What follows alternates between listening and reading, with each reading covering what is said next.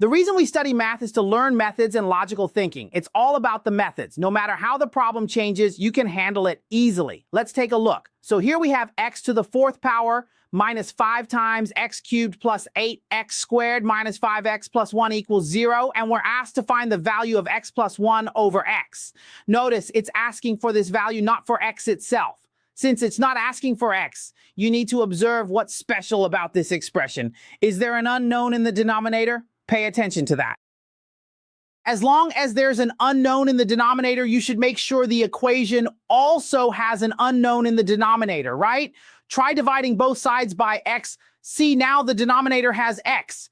If dividing by x doesn't work, try it and see. If that doesn't work, divide by x squared. If that still doesn't work, try dividing by x cubed. The point is, you want an x in the denominator. For this problem, I can tell at a glance that we need to divide by x squared. Why is that? If you divide the left side by x squared, what does it become? It turns into this kind of form. Try it out. X to the fourth divided by x squared becomes x squared, right? And negative 5x cubed divided by x squared becomes negative 5x, doesn't it? Right? And if you divide that by it, doesn't it become 8? Right? And if you divide that by that, it becomes negative m times 1 over x, doesn't it?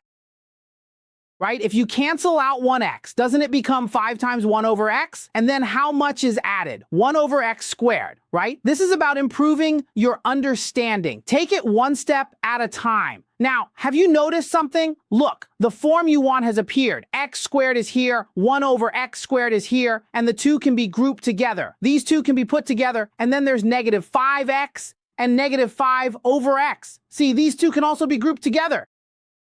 You can write them together as negative 5 times the sum of x and 1 over x.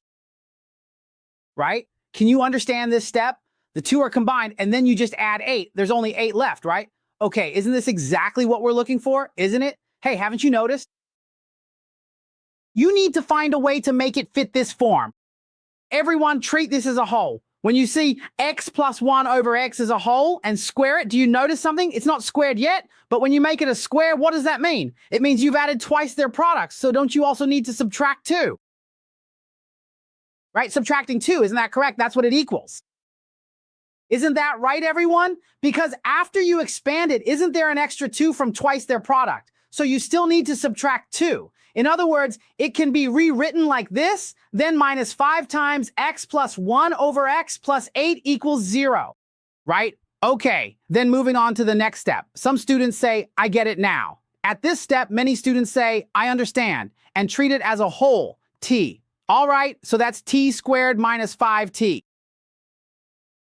There's a minus 2 here, so what does the 8 become? It becomes 6, right?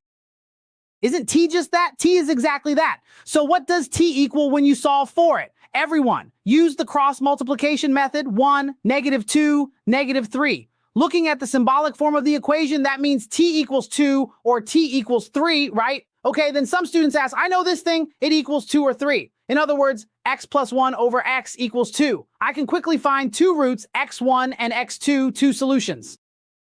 When x plus 1 over x equals 3, I can also find x cubed and x to the fourth. I can find all 4 roots, everyone. In other words, for this quartic equation, I can find all 4 roots. So of course you can too, right? That's why you need to learn this method when solving problems, everyone.